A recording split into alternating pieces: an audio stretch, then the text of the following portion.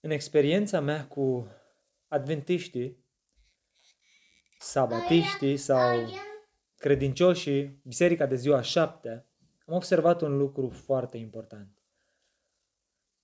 Întotdeauna, în conversațiile mele cu ei, lucrul cel mai important la care ei încercau să mă aducă este: păzește sabatul.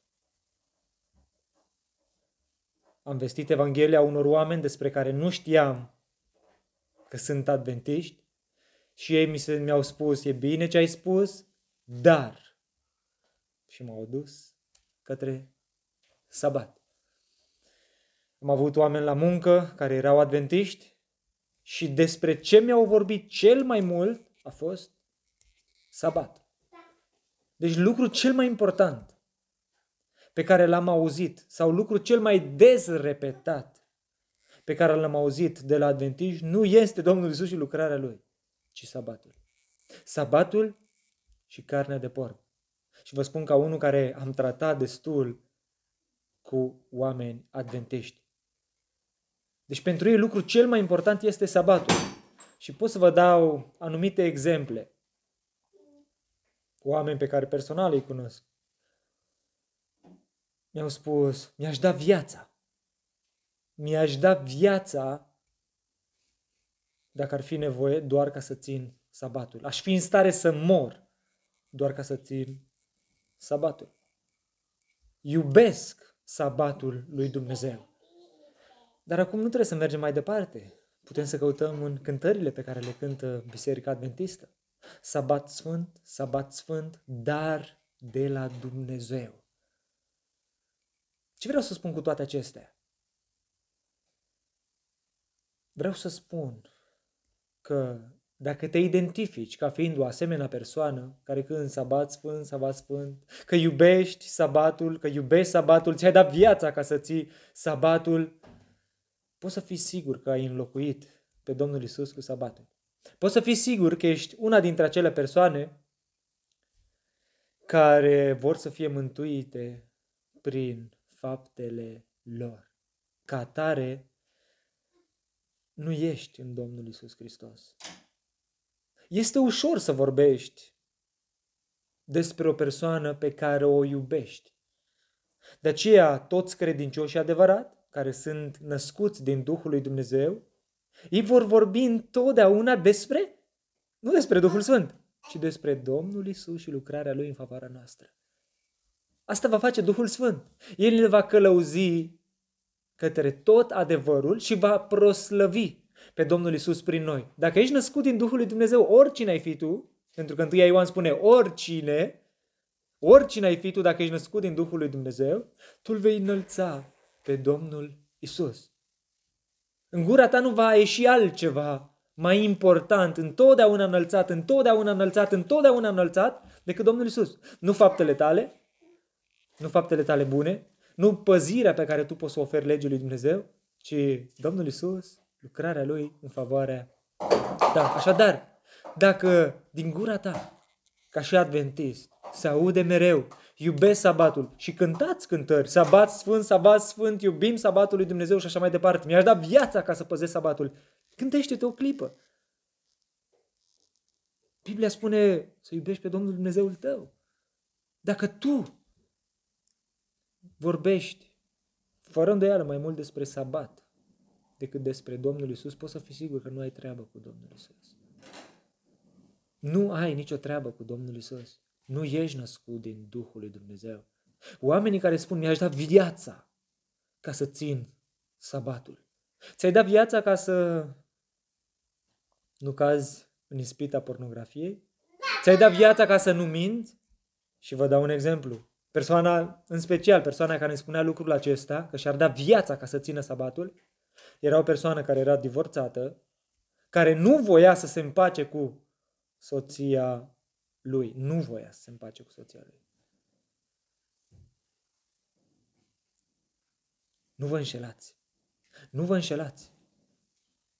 Domnul Iisus nu este un lucru. Este Dumnezeu binecuvântat.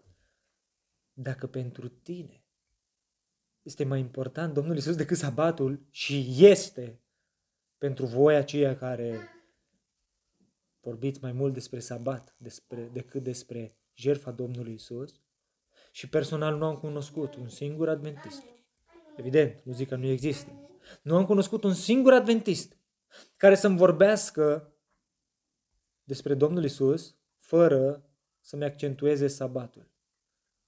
Niciunul n-am cunoscut. Ci toți, fie că unii dintre ei sunt destul de imorali, îi vorbesc despre sabat, dar nu despre Domnul Isus.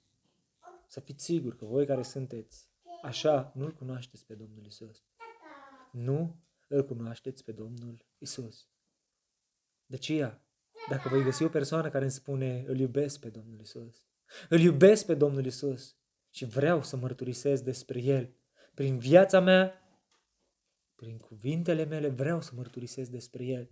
O să mă gândesc, poate o lucrare a Duhului Sfânt. Dacă găsesc pe cineva care spune, iubesc sabatul lui Dumnezeu, iubesc sabatul lui Dumnezeu, iubesc poruncile lui Dumnezeu, mi-aș da viața să păzesc sabatul. O să spun, iată un om care nu-L cunoaște pe Domnul Isus. Și cu părere de rău o spun. Religia adventistă nu sunt doar eu singur ignorant care gândește așa. Sunt foarte mulți care cred într-adevăr că religia adventistă, ca și învățătură, ei sunt o sectă. Adică nu sunt o grupare creștină. Nu sunt o grupare creștină. Învățătura lor este eretică. De aceea nu putem să ascultăm de la ei mai mult despre Domnul Isus decât despre sabat. Pentru că ei se încred în faptele lor bune. Păzirea sabatului lor și așa mai departe. Termin spunând lucrul acesta. Am întrebat pe cineva odată dacă Dumnezeu ar trebui să-ți spună în ziua judecății, Xculexul, te trimit în iad. Ce îi spune?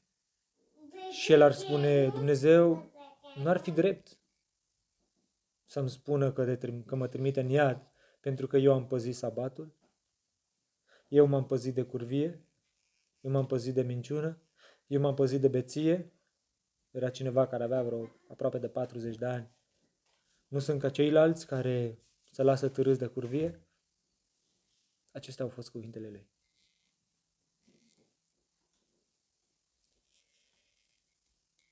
Nu vreau să închei fără să spun lucrul acesta.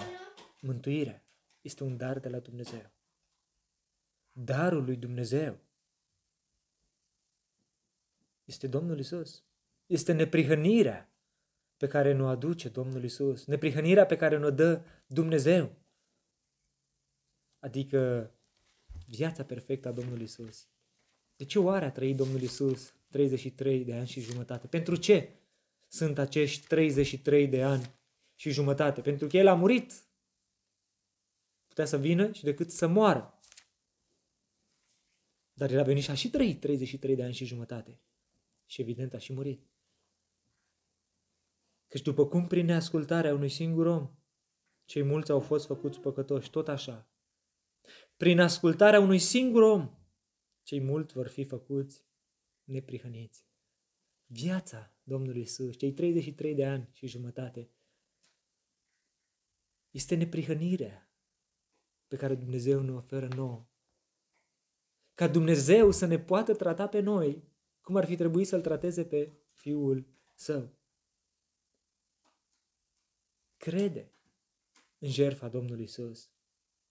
Crede că Domnul Isus a stat în locul tău, că a primit El mânia pe care tu trebuia să o primești, că L-a tratat Tatăl pe Fiul Lui cum trebuia să te trateze pe tine, pentru ca, într-o bună zi, Dumnezeu să poată privi spre tine să spună, vino, vino, ești îmbrăcat în neprihănirea Fiului meu. Încrede-te în Domnul Isus.